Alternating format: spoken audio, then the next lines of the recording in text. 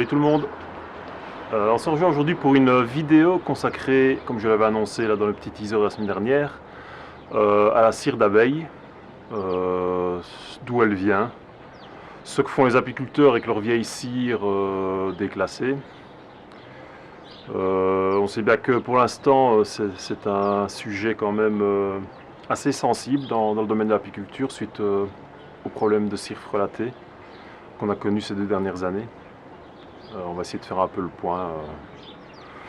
Je vais en profiter pour vous parler de ce sujet-là, comme je suis en train de refondre mes cires. Alors moi, j'ai pas beaucoup de cire, donc je vais pas vous donner des leçons très techniques là-dessus. J'ai pas le matériel pour la fonte, j'ai pas de chaudière à cire. Je fais ça simplement dans une bassine avec un feu de bois en dessous. Voilà, c'est tout ça. Moi j'ai du bois tant que j'en veux, donc ça ne me coûte rien. Beaucoup de gens font ça avec un brûleur à gaz, c'est la majorité des cas. Alors, je vais pas vous sermonner, mais quand vous chipotez aux cires, on fait ça souvent l'hiver, vous faites ça à l'extérieur. C'est pas une blague, mais il y en a plein qui ont vu leur atelier, leur hangar partir en fumée lors de cette étape-là de refonte des cires. La cire, il ne faut pas oublier que c'est un corps gras, c'est un hydrocarbure. Ça brûle même très bien. À 180 degrés avec une flamme nue, les vapeurs de cire s'enflamment déjà très bien. Le point flash n'est qu'à 250 degrés, ce qui veut dire que les vapeurs à 250 degrés s'enflamment spontanément, pas un de flamme nue. Putain, fait chier. Nom de Dieu. Voilà, franchement, je compte sur vous pour pas faire de conneries et d'imprudence avec la cire.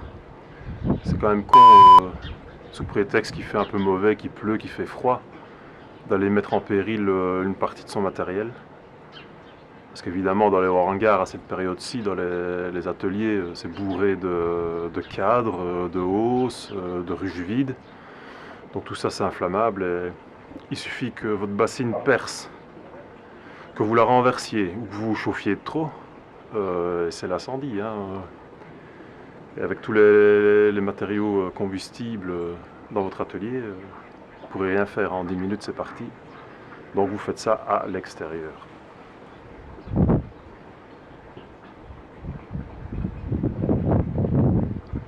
Alors moi des cires, je vous le disais, j'en ai pas beaucoup. Tout simplement les cires d'opercule, donc celles que je remets dans le circuit apicole, j'en ai presque pas parce que surtout en milieu de printemps, je récolte les cadres de hausse dès le début de l'operculation. Ouais, vous me direz, pourquoi est-ce que tu ne laisses pas les cadres operculer complètement et tu auras plus de cire? Oui, mais bon, ce qu'on dit que le miel est bon, est en dessous de 18% d'humidité quand il est operculé, c'est faux. Tout simplement faux. Ça arrive, hein, c'est une indication, mais c'est vraiment pas la norme, et je ne me fie pas là-dessus. Si vous faites 10 kg de miel, d'accord, parce que ce sera consommé rapidement, mais une fois que vous dépassez quelques kilos, si après 3 mois votre miel y fermente, les clients ne seront pas contents. Et du miel operculé, surtout au printemps, j'ai déjà eu du miel operculé à 22% d'humidité, donc moi je ne prends pas ce risque-là. Donc je ramène les hausses au début de l'operculation, je parfais le séchage en chambre chaude, et ça me permet d'avoir un miel en dessous de 17% d'humidité qui se conservera. Donc voilà, c'est moins de boulot pour moi à la désoperculation, j'ai presque rien à faire. Mais résultat, de la bonne cire à remettre dans le circuit apicole, j'aurais pas beaucoup non plus. J'ai quelques kilos par an, mais c'est pas, il n'y a pas de quoi subvenir à mes besoins. Alors la deuxième qualité de cire que je fais repasser dans le circuit apicole, ce sont toutes les brèches. Ça je ne le faisais pas avant, hein, quand je grattais les cadres à mâles et compagnie. Maintenant je les récupère depuis cette crise des cires, je les récupère chaque morceau de brèche. Donc c'est tout ce qui est cire blanche, cire neuve. Je les mets de côté chaque fois que je visite mes ruches, j'ai un petit seau avec moi et je tape toutes ces brèches-là, les recoupes de cadres à mâles, le grattage des cadres, les fausses constructions, tout ça je garde. Et au bout de la saison, mine de rien, ça fait quelques kilos. Et ça c'est de la cire de première qualité qu'on peut réutiliser sans complexe dans le circuit apicole. Alors, troisième qualité de cire qu'on peut avoir dans nos ruchers, c'est les cires de brèche. Donc, ça s'appelle cire de brèche, c'est tout ce qui est cadre à réformer, souvent cadre noir, de corps. Ça ne peut en aucun cas retourner dans le circuit apicole. C'est malheureusement le cas tous les jours. Les apiculteurs peu scrupuleux revendent leur cire de récupération aux ciriers, qui eux ne demandent absolument rien du tout comme détail, d'où ça vient, ce que ça a contenu. La cire est devenue fort chère ces derniers temps, donc il n'y a pas de petit profit. Malheureusement, les cadres de corps, ils ont accumulé tout ce qui est molécules, pesticides de l'environnement, mais également les acaricides que l'on met dans les ruches. Il faut savoir que la plupart de ces molécules sont lipophiles, donc elles se fixent dans les graisses, et pas de chance, la cire c'est un corps gras. Donc au fur et à mesure des réutilisations des cadres et des cires, les produits s'accumulent, et pour finir on a une cire qui devient toxique pour les abeilles. Donc les cadres de corps à réformer, ça ne retourne pas dans le circuit apicole. On récupère les cires, d'accord, mais on en fait des bougies ou autre chose, mais certainement pas les remettre pour refaire des cires gaufrées.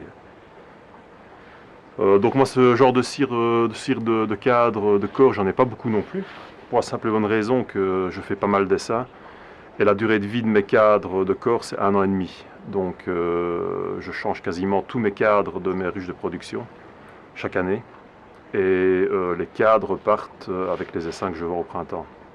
Donc j'ai jamais de cadre à réformer, sauf cette année, suite justement au scandale des cires frelatées. J'ai eu un lot de 15 kg de cire qui m'a donné du couvain en mosaïque dans toutes mes ruches de production. Donc ces cadres-là, je les ai éliminés, sortis des ruches. C'était des cadres apparemment coupés à la stéarine.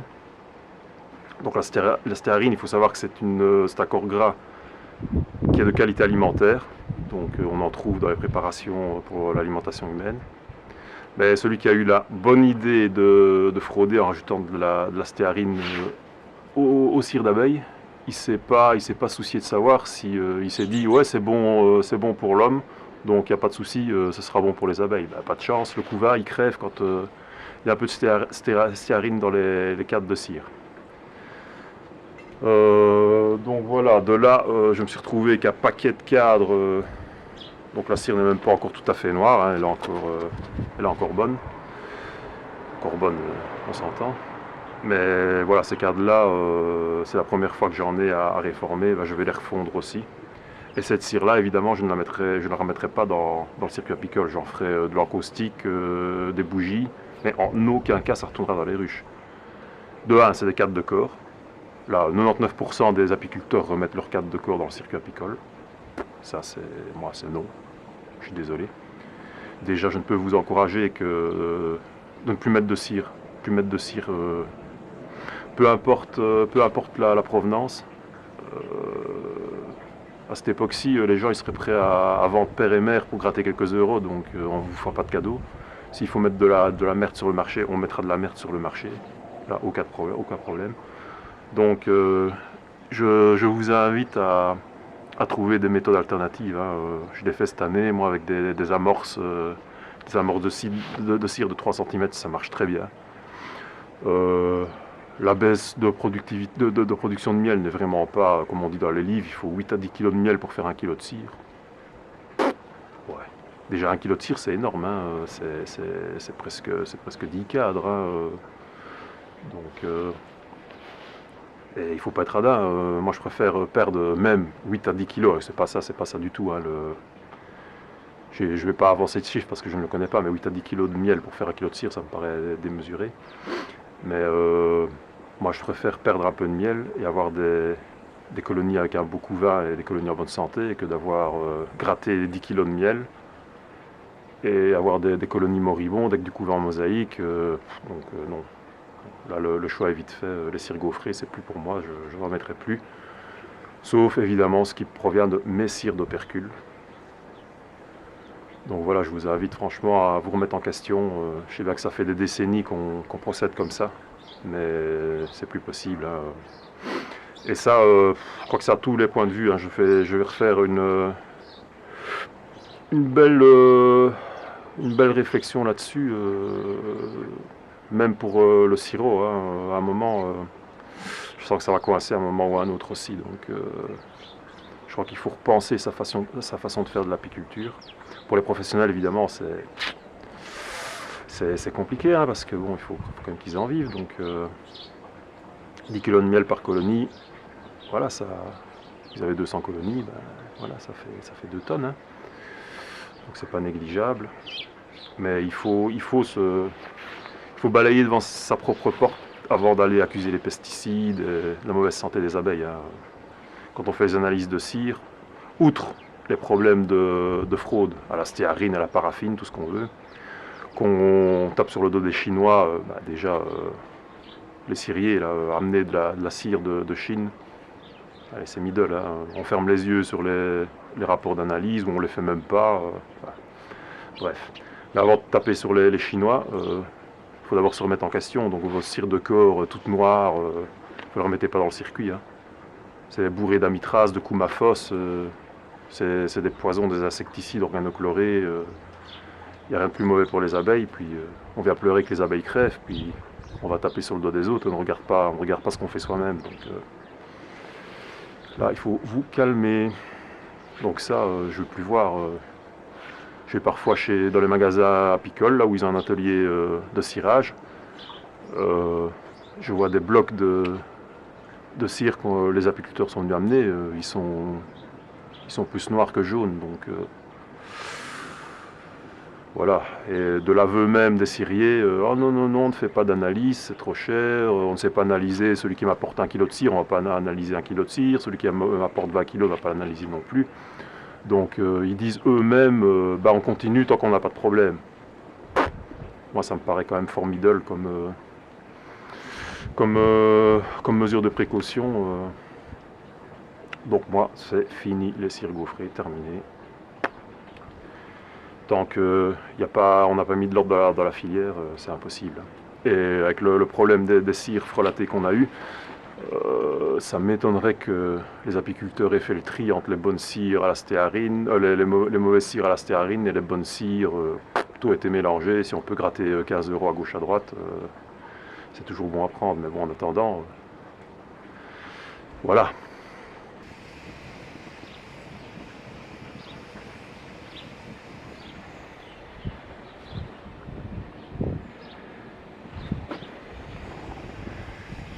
Voilà, ici on voit bien le foyer. Hein. Je brûle des bois. Moi je me chauffe au bois, donc j'ai plein de petits déchets que je mets à profit. Donc voilà, le foyer, le vieux chaudron au-dessus, avec 10-15 cm d'eau dans le fond. Il n'y a plus qu'à attendre que ça chauffe. Voilà, donc la soupe chauffe. Hein. Le feu est en dessous, on commence à avoir de la vapeur. Ce sera bientôt bon.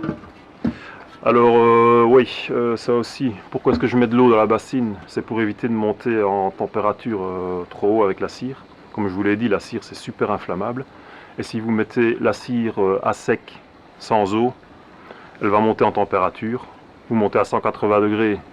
S'il y a des vapeurs de cire qui redescendent sur votre foyer, ça prend feu, c'est comme la friteuse. N'essayez pas de taper de l'eau pour éteindre, hein. Ça va faire comme quand vous voulez un feu de friteuse dans votre cuisine, vous tapez de l'eau, ça explose. Hein. L'eau descend en dessous de la graisse, elle rentre en ébullition directement, elle se vaporise.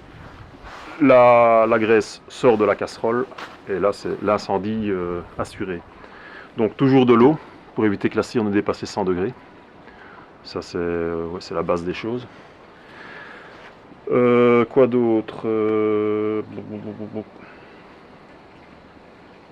Ouais, donc là je vais vous montrer un peu mes cires d'opercule.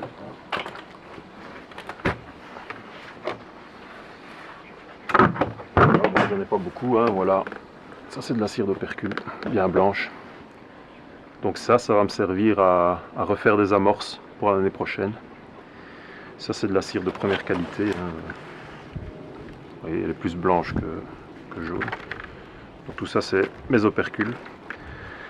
Et il faut la purifier évidemment parce qu'elle est pleine de miel, hein, elle est sucrée. Donc ça, aussi l'eau c'est important pour ça.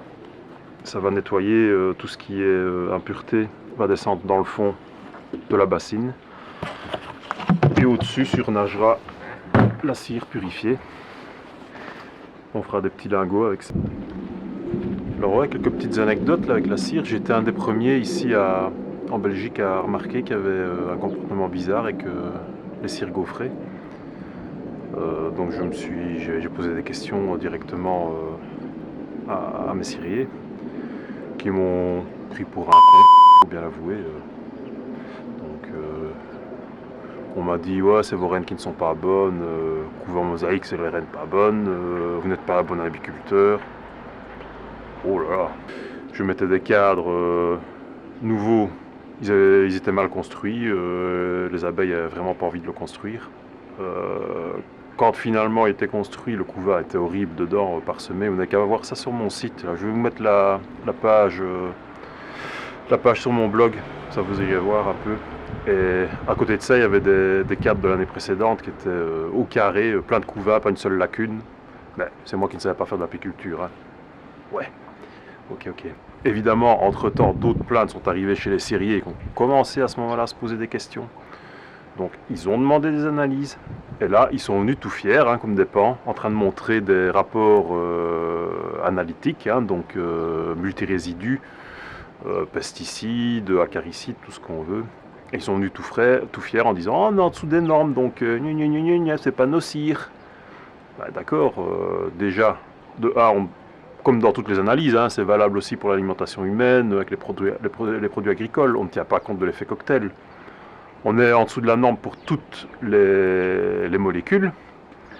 Mais ce qu'on ne dit pas, c'est qu'il y a sans doute un effet cocktail qui abaisse la dose létale d'une molécule quand elle est en cocktail avec d'autres. Donc ça, c'est l'effet cocktail, comme on appelle ça. Ça, on n'en tient pas compte. Et deuxièmement, on s'est aperçu plus tard que ce n'était pas un problème de contamination chimique des cires, c'était un problème de fraude. Donc celui qui s'amusait à frauder s'est sans doute aperçu que les doses de produits pesticides dans les cires étaient trop élevées, donc il a décidé de la couper avec de 1 un produit alimentaire, certes, mais qui ne convient pas aux abeilles, moins cher, donc c'était profit. Il coupait sa cire, il en vendait plus pour le même prix, parce qu'on n'a pas fait baisser le prix de la cire évidemment, on l'a même augmenté, donc, et lui ça lui revenait moins cher parce qu'il coupait avec un produit bon marché. Et bon, voilà, on tombait sous les normes pour les produits chimiques, donc les rapports, ah voilà, ma cire est bonne, on est en dessous des limites autorisées pour la mitrasse, du coumaphos. Oui, je veux bien, mais c'était pas de la cire d'abeille. Certains échantillons en Allemagne, il n'y avait pas de cire d'abeille dedans. On vous vend de la cire gaufrée d'abeille et il n'y a pas, ça n'a jamais vu l'abeille. C'était de la stéarine, paraffine, un cocktail d'hydrocarbures. Voilà, rien à voir avec les abeilles. Je veux bien que les résidus d'acaricides sur une cire qui n'a jamais vu d'abeille sont dans les normes. Ça, c'est normal. Voilà, on approche bientôt la bonne température. La cire commence à fondre. Comme je vous l'ai dit, il n'y a pas nécessité de monter très haut. Hein. Ce sont mes cires, je connais leur état sanitaire, j'ai pas eu de maladie dedans. Il n'y a pas nécessité de stériliser ça à 120 degrés pendant 20 minutes. Ça ne fera que dénaturer les cires sans rien apporter. Chez les ciriers maintenant évidemment, avec des cires qui viennent d'on ne sait où il n'y a aucune traçabilité, il faut le dire. Hein. On est à 0 traçabilité à ce jour-ci. Ça commence un peu à bouger, on commence à trouver des numéros de lot sur les cires gaufrées, mais avant ça, c'était le flou total. Il n'y avait aucun suivi, aucun moyen de remonter la filière. Mais comme je vous dis ici, c'est mes cires, je suis sûr de leur état, de leur qualité sanitaire, donc je ne vais pas les stériliser, hein. Je vais monter peut-être à l'ébullition, j'arriverai peut-être. L'ébullition, c'est déjà beaucoup pour de la cire qui fond à 65 degrés. Hein, donc, Bon voilà, on doit être à bonne température maintenant.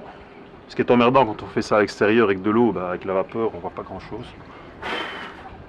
Ouais, rien du tout, donc voilà, ça se dissipe un peu. Je vois que la cire que j'ai mis tout à l'heure est fondue, donc on peut commencer à fondre nos cires d'opercule.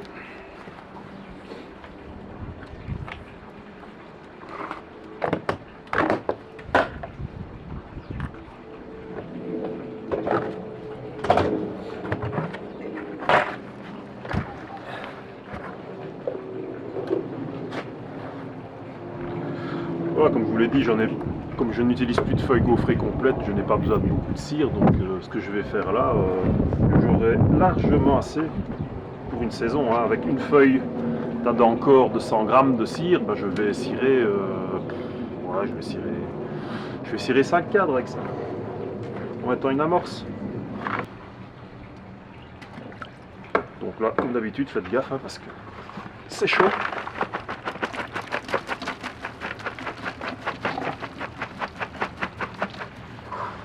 Là.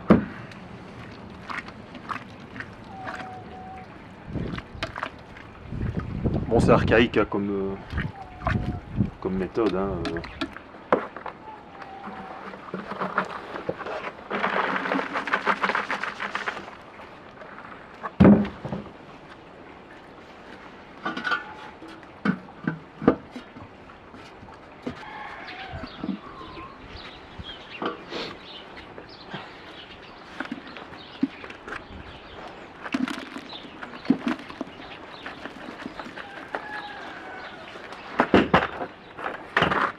Voilà, là il y en a assez. Il ne faut pas mettre de trop non plus, hein. Il faut que le miel résiduel soit quand même dissous par l'eau qu'on a mis dans le fond. Si vous mettez trop de cire par rapport au volume d'eau, la cire ne va pas être de bonne qualité parce qu'il y aura des inclusions de miel dedans et elle va être granuleuse.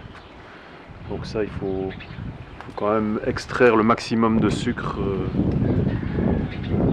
de la cire. Voilà, ici, la deuxième fournée est en train de bien chauffer. Là, on voit la cire déjà fondue que je vais faire monter sur la cire de surface qui est un peu plus froide et donc pas encore bien fondue. On va encore laisser chauffer un petit peu.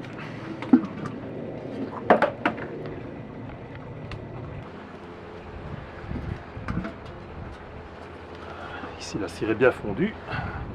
Je la récupère à la louche, hein, c'est archaïque. Je n'ai que quelques kilos à faire, donc il n'y a aucun souci. Voilà, je tape tout dans un récipient plastique, un seau, ce qu'on veut. Juste le temps que ça refroidisse. Alors là, c'est de la cire encore plus ou moins brute. Il y aura une deuxième fonte après avec une filtration. Parce qu'on voit quand même il y a pas mal d'impuretés. Ça se fera un peu plus tard.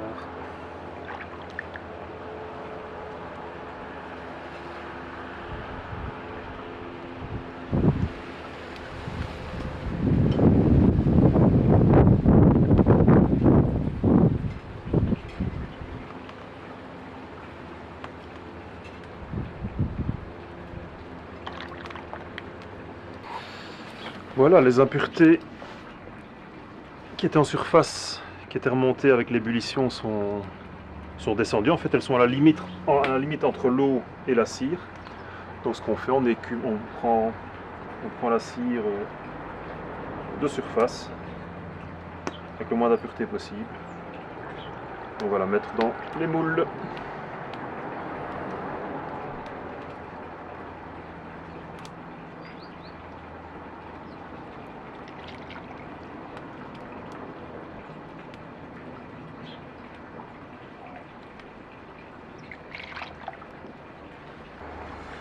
Donc ici, il n'y a pas trop de danger, j'ai la flamme ici tout près, il n'y a pas trop de danger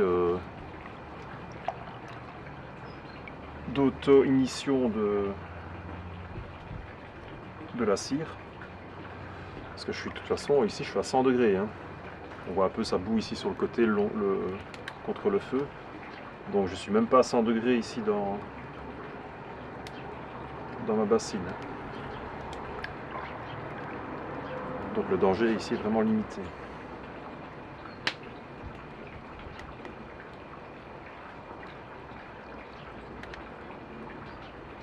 Voilà, donc avec ça, voilà la deuxième fournée. Là j'en ai une troisième à faire.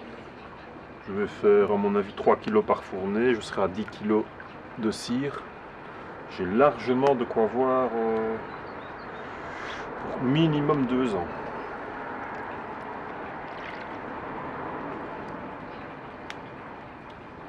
Je vous rappelle, je vais faire certainement 5 cadres avec une feuille de cire de 100 grammes.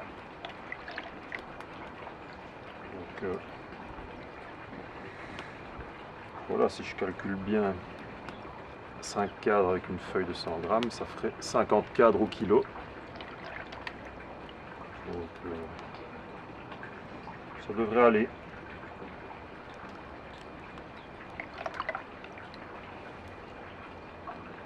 Voilà, au fur et à mesure que je prélève la cire, on voit les impuretés apparaître en surface.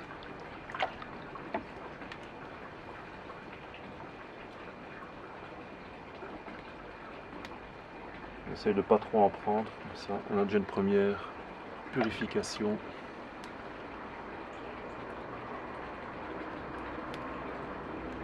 Là je vais faire une troisième chauffe. Donc comme d'habitude je vais transvaser ici le reste qui contient encore pas mal de cire, je vais transvaser dans un seau. Je vais laisser refroidir ça correctement. Et je reprendrai la cire en surface que je refondrai avec la fonte suivante. Parce qu'ici c'est quand même beaucoup d'impuretés. Il ne reste plus grand chose. Là c'est compliqué de prendre la cire sans prendre les impuretés.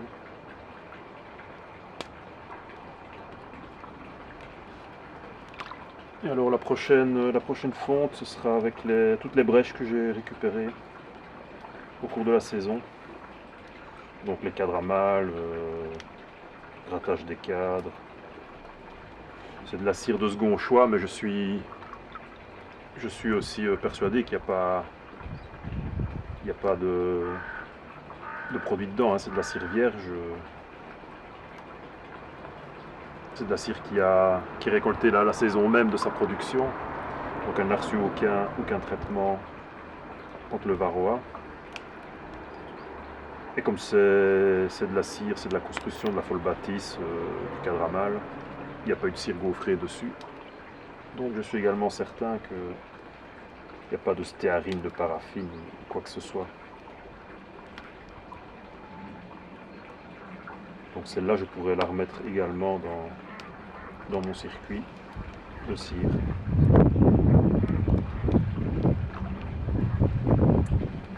Voilà, là j'arrive tout doucement au bout de ce qui est récupérable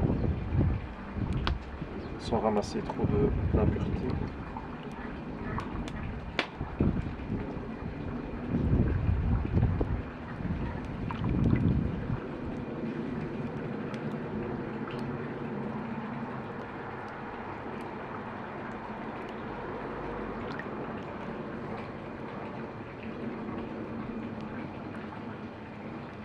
Pour ça, il y aurait moyen de le récupérer en filtrant.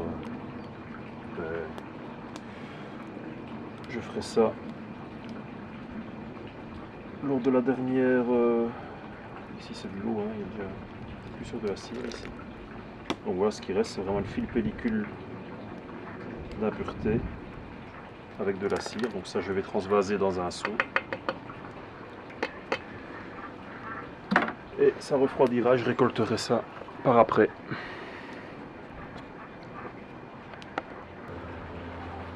Je vide tout dans un bac que j'ai mis de côté. Voilà. La cire va remonter et ça va refroidir gentiment dans un coin, ça. Voilà. Donc je vais remettre de l'eau claire.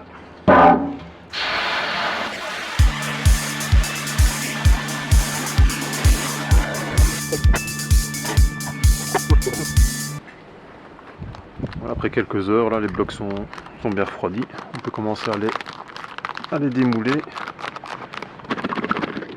Voilà. On a le bloc de cire ici. C'est des impuretés qu'il faudra gratter et rincer à l'eau. Puis voilà, on va stocker ces blocs là jusqu'à la prochaine épuration. Donc on va à nouveau les faire fondre quasiment à sec. Alors là, en contrôlant bien la température. Et là, on refera les lingots de cire définitifs en refiltrant après la deuxième fonte. Et là, on aura de la cire quasiment pure, hein, pour refaire des feuilles gaufrées. Voilà, ici je regratte le fond des premiers blocs. Ça c'est les impuretés. Il y a encore de la cire dedans, donc on va refaire fondre ces petits blocs là.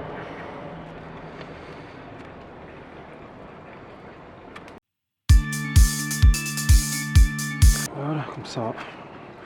Voilà déjà un bloc bien propre.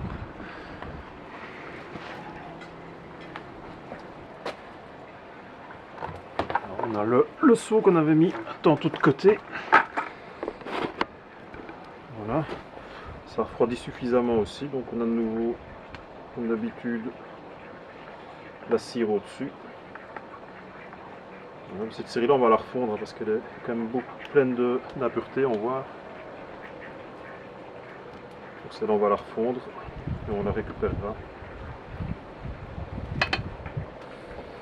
Et le reste c'est de la mélasse, c'est du mélange de miel et d'eau et d'impuretés. Donc tout ça, ça part à l'égout.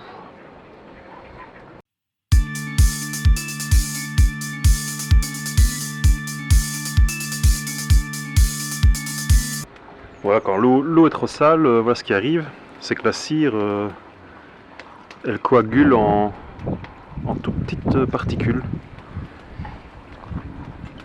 qui se met souvent entre la cire qui est en surface et l'eau qui est en dessous. Donc c'est vraiment au cul du bloc de cire, donc en dessous. Et alors là, on a toute une couche de cire comme ça granuleuse qui malheureusement est perdue lors du rinçage à l'eau. Donc il faut bien être attentif à changer suffisamment souvent l'eau dans laquelle on fait fondre la cire.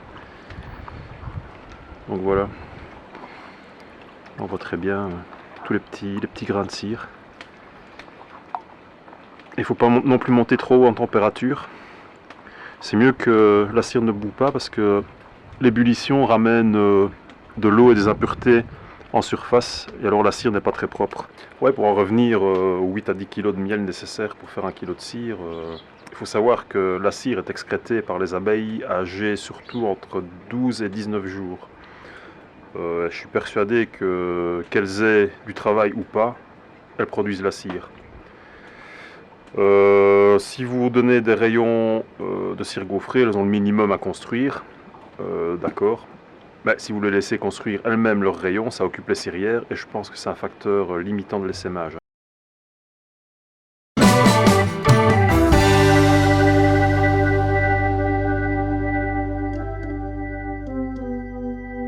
Pour les cadres réformés, moi je travaille à froid, donc la cire est bien cassante.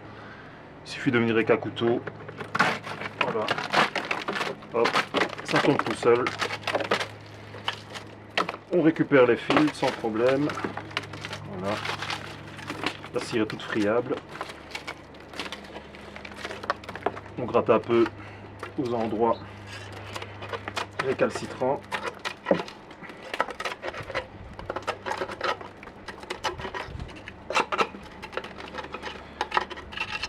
Et alors après les cadres seront désaffectés à l'eau chaude avec de la soude. Et là ils seront nickel. Ils pourront repartir dans le circuit. Débarrasser de ces mauvaises cires. Voilà, on gratte bien le maximum. Voilà, et le cadre est presque nickel. Donc, quand vous travaillez par temps froid, ça va super vite, hein, parce qu'en été la cire est toute molle, alors elle colle. Ici, il n'y a aucun problème, elle est super friable. Voilà, ça casse tout seul, pas d'effort.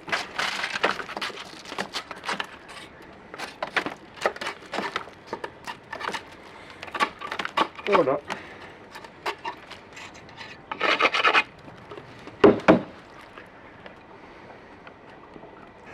Voilà, ici on peut voir des cires que j'ai retirées, là, des cires frelatées. Donc elles ne sont même pas noires parce que c'est bien simple. Le couvain ne s'est jamais développé dedans. Donc ces cadres sont restés une saison dans les ruches. Et pas une seule fois le couvain a su se développer à terme dans ce genre de cire. Donc voilà, tout ça sort du circuit, hein.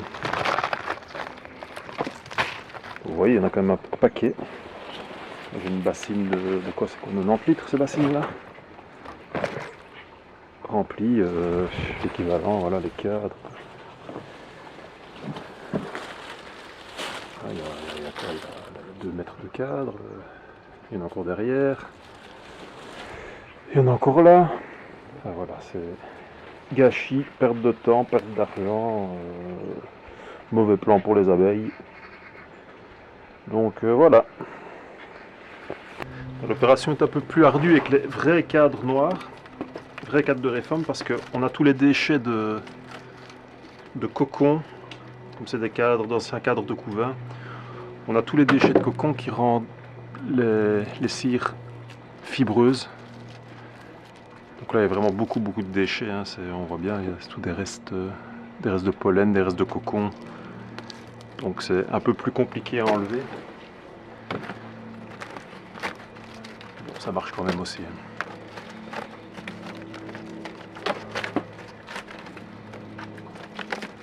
Faut juste un peu plus de temps.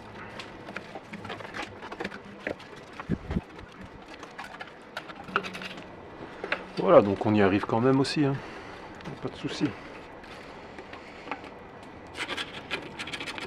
Ça, je sais pas si je vous ferai dans cette vidéo aussi ou la prochaine fois.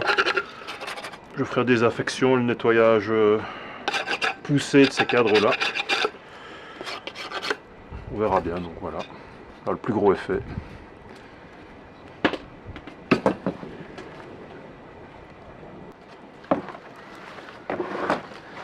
Alors ici, j'ai fait une dizaine de cadres. On voit quand même qu'il y a une fameuse quantité de déchets. Donc ça, je vous le répète encore une fois, ça ne repart pas dans le circuit apicole.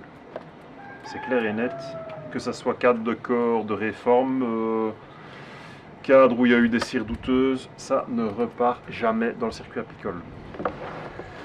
Et ça, il faudrait que tous les apiculteurs se le mettent une bonne fois dans le crâne, une fois pour toutes.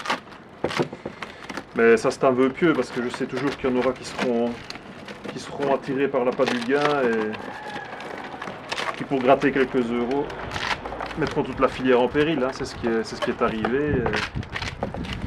Maintenant, les cires, il n'y en a plus, à mon avis, plus aucune qui est exempte de tout soupçon, hein. Que ce soit par les produits de traitement contre le varroa, les adultérations avec stéarine, paraffine. Voilà, donc il faut trouver des solutions alternatives, hein.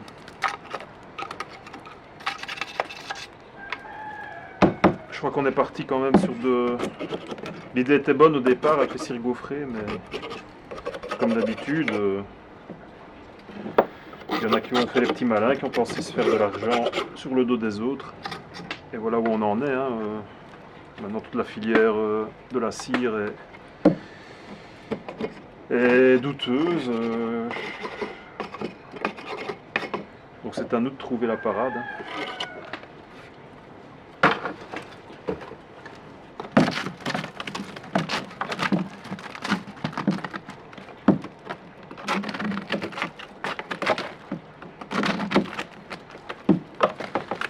Moi, sur les cadres, j'essaye, quand il y a moyen, de récupérer les fils.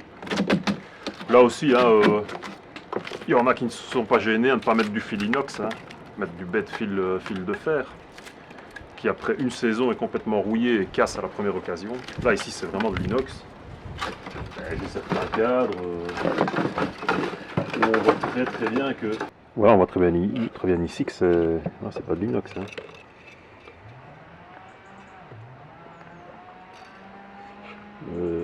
Le fil est tout piqué, tout rouillé. Quand on le sent ici entre les doigts, il est rugueux. C'est pas de l'inox du tout. Je sais pas si on voit bien. Avec les cadres en inox, ben voilà, hein. Il n'y a pas photo, hein, ça brille. Donc ouais, certains essayent à ce niveau-là aussi de faire... je sais même pas ce qu'ils économisent là-dessus. Quelques centimes, hein, 1 centime, 2 centimes par cadre. Donc ça c'est fou aussi, hein. On vous vend des fils, des cadres filés, soi-disant filés inox, ils le mettent noir sur blanc. Ouais. Et j'ai des cadres, je n'ai même pas eu le temps de les mettre en production que les fils cassés. Donc voilà, c'est bien la preuve que on ne peut faire confiance à personne. Voilà, ici je suis en train de recycler les cires de brèche, donc les cires de vieux cadres noirs. Il y a beaucoup plus de déchets, donc il faut écumer. C'est tous les déchets de cocon, donc ça il faut éliminer. Donc ça c'est vraiment la cire de second choix qui ne retournera pas dans le circuit apicole.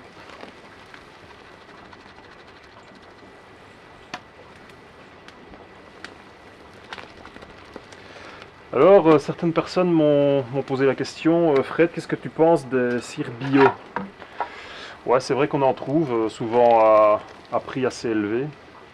Alors le bio, ouais, d'accord, c'est certainement de la meilleure qualité que les cires conventionnelles. Mais pour faire du bio, pour moi le bio c'est une cire qui doit être exempte de toute contamination. Et à part aller la chercher au milieu de la savane africaine, je ne vois pas bien comment on pourrait produire ce genre de qualité de cire. Certainement pas en Belgique, peut-être en France dans certaines régions, mais de toute façon pas en grosse quantité. Ce sera des quantités complètement marginales, 1 kg à gauche, 5 kg à droite. Je vois pas trop comment on pourrait fournir le marché avec cette qualité de cire là.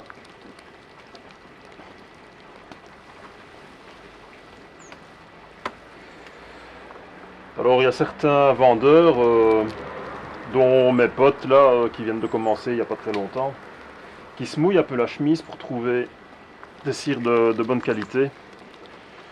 Donc ils voyagent, ils vont trouver des petits apiculteurs à gauche à droite. Ils font des analyses à leurs frais, pas des analyses qu'on vous fournit sorties d'un chapeau. Et donc là, on peut encore trouver des cires valables. Donc ceux qui me connaissent bien savent de qui je veux parler. Vous n'avez qu'à aller voir sur mon blog et vous verrez avec qui je suis en partenariat. Mais bon, voilà, ça c'est une solution provisoire parce que ces petits ciriers là, ils ont des stocks de côté, ils sont bien contents de vendre maintenant, souvent à prix fort. Mais il y a un moment où il n'y aura plus assez pour fournir toute la filière. Donc ce qu'il faut faire, c'est vraiment changer les mentalités de la filière. Hein. Ça, je ne vais pas remettre je vais pas remettre dans le circuit apicole. Hein. Pourtant, c'est ce qui se fait aujourd'hui.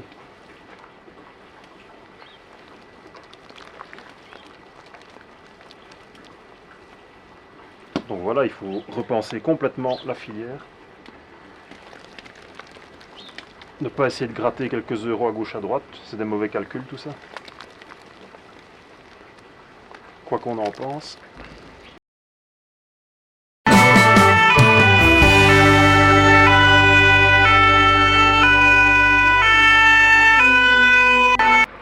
Voilà, ici pour terminer, je vous fais la petite expérience de ce qu'il faut faire et ne pas faire.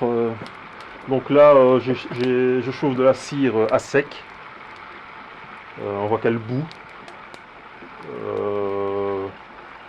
L'inflammation du mélange ne va pas tarder. Et donc je vais vous montrer ce qu'il faut faire pour éteindre ce genre de feu et surtout ce qu'il ne faut pas faire.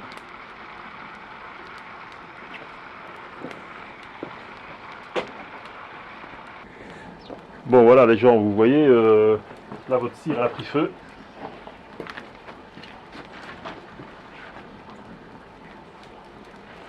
Donc le premier truc à faire, c'est couper la source de chaleur. Si c'est le gaz, vous coupez le gaz. Si c'est électrique, vous coupez l'électricité. Évidemment au bois ici c'est moins facile. Donc ici, je simule que j'arrête le feu. On voit que la cire ça brûle bien. Hein. Dans le poêlon là il y a quoi? Il y a 200 ml de cire. Hein. Il n'y a vraiment pas grand chose. Alors ce qu'il faut faire pour l'éteindre, Vous venez prendre un chiffon humide où vous protégez les mains. Donc vous retournez comme ça. Protégez vos mains derrière le chiffon et vous venez couper la flamme.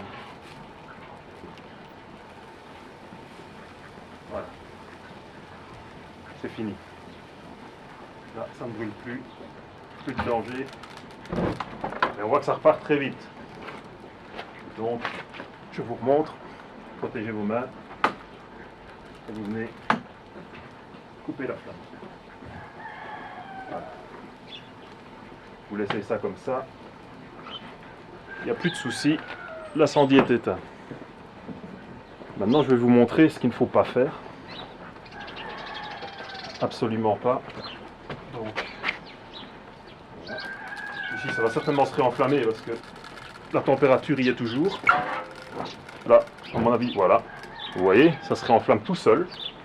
Donc, il faut du temps pour que ça refroidisse. Et maintenant, je vais vous montrer ce qu'il ne faut absolument pas faire, c'est-à-dire utiliser de l'eau. Donc là, je prends toutes mes précautions, évidemment, et pas question que je me brûle.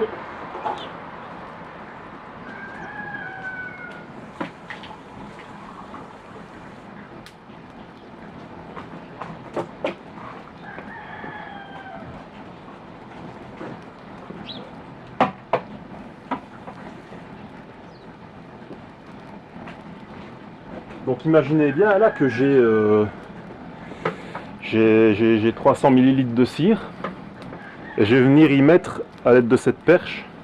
Allez, il y a quoi là? Il y a 100 ml d'eau. Hein. Donc imaginez si vous avez un fût de 200 litres avec votre mélange de cire qui prend feu et que vous venez taper un seau d'eau dedans. Imaginez ce que ça va faire. Donc vous êtes prêts? Donc voilà, j'approche ma perche.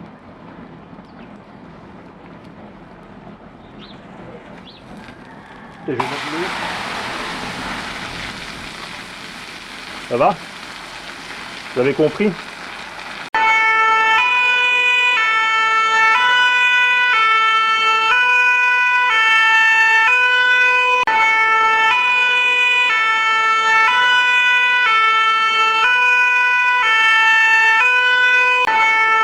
Donc si vous faites ça dans votre cuisine, vous êtes foutu. Ou dans votre atelier, hein, si vous faites ça, c'est valable pour les feux de friteuse aussi. Donc si vous faites ça dans votre atelier, ça là, vous l'avez pas vu parce que j'étais pas en champ assez large, la flamme est montée à 6 ou 7 mètres. Donc imaginez dans un petit local fermé, là c'est la catastrophe directement. Hein. Donc ne pas rigoler avec ça. Je crois que ça se passe de commentaires.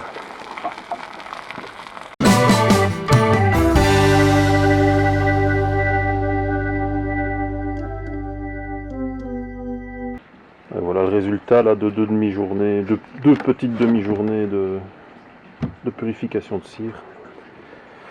Donc voilà, on voit bien ici c'est la cire vraiment d'opercule, qui est très claire, très blanche. Et ici ce sont les cires de brèche, donc tout ce qui était mes cadres à mâle, grattage de cadre, ça c'est beaucoup plus brut, plus gris. Ça c'est vraiment qualité inférieure. Donc voilà, ça repartira pour refaire de la cire gaufrée. À peu près à mon avis 10 kg. Donc j'ai de quoi voir venir. Et il me restera maintenant à couler, à refondre les brèches avec les cires frelatées, là, les cadres de corps. Pour faire mes bougies, mes encaustiques. Et alors on fera peut-être une vidéo pour le nettoyage des cadres que j'ai récupérés. Voir un peu comment je m'y prends. Voilà, j'espère que ça vous a plu. Il y a beaucoup de choses à dire, il y en aura encore beaucoup à dire, on y reviendra encore dans le futur sur ce sujet des cires. Donc voilà, je vous dis à bientôt. Je ne sais pas quand ce sera parce que là je vais bientôt rentrer en hibernation, donc le rythme tous les lundis, je ne pense pas que je vais pouvoir le garder tout l'hiver, donc ce sera la surprise. Allez, je vous laisse, à bientôt, ciao ciao.